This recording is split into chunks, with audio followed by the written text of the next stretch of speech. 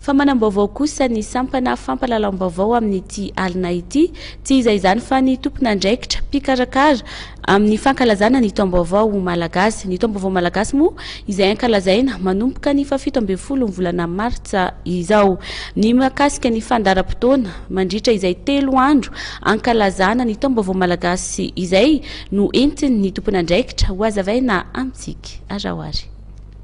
Raka misy zao zany dia efa manakaiky tokotra ny fankalazana ny Taombaovao Malagasy ka tsy aivina apatsivina antsika zany ny programma amin'izany. Marina moa araky ny fatatsika ary voalaza ny hainao manjery samihafa sy araky ny resaka ny ampiasana sy amin'ny toerana samihafa zany dia ny sabotsy 17 Martsa zany tsika no andrehitra ny afo tsy maty. Zany hoe ry zany ny mariky ny fanadiovana ary koa sy fidiovana ary famelana ary mandritry ny alina zany tsika dia anao samedi magnifique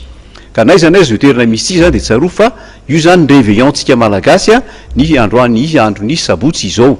ka dia andrehitra afotsika zany no afindasy hitondra pretra sport ary amin'ny toerana malaza rehetrarehetra zany dia andefasa guirlande sy jiro arendrina mba etsika ho taratry ny azavana sy ny hafanana hoentina hiatsenana ny Taombaovao Malagasy.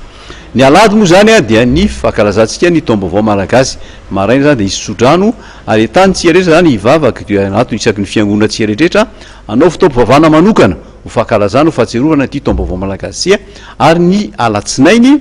amin'ny toerana samihafa zany dia hankalazana manetrihetrika amin'ny fomba ofisialy ny Taombaovao Malagasy miaraka amin'ny manam-pahefana sy olo manan-kaza samihafa ny mpianatra satria manko fatatsika fa sarotra be amin'ireny fankalazana ireny ny anetsika mpianatra sy olona manam-pahefana sika rehetrarehetra amin'ny andro alady satria manko any am-piangonantsika mio alady io ka dia ny alatsinainy fa 17 Martsa zany amin'ny toerana samihafa na soavina andriny zany any amin'ny talarasy asina na ny ambotra biby dia isy fankalazana manetrihetry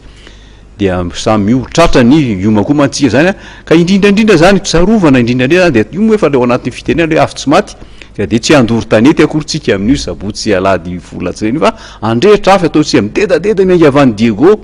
atrany Tsirana ka hatrany Tolaniaro ka hatrany Mahajanga ka hatrany Toamasina zany mba ahafantarantsika fa io ny afo midedadeda ao amin'ny fo malagasy io ny afo zarainy entina mitsena any fanadiovana sy entina hitsena ny Taombaovao Malagasy eto dia tsaroko fa ty Taombaovao tikatra dia ao anatin'ny efaka rehefa famelan-keloka ka miaraka tsy miditra araka amin'ny politika amin'izao zany fa ao tsika ao tokantrano samihafa zany tokony famela heloko tsika ho ampitondra sy ny entina vahoaka zany tokony famela heloko ka hiarika ny fifidianantsika amin'ity taona ho avy ity ka tonga fonga famela heloko zao ka sy zatra rehetra tatoa tokony ho adinotsika satria manko hiarika Taombaovao Malagasy ka dia hoe anjaka indrindraindrindra zany hoe fihavanana malagasy zay zany ny afatra ampitaina amin'ity Taombaovao Malagasy fifamelan-keloka fanadiovana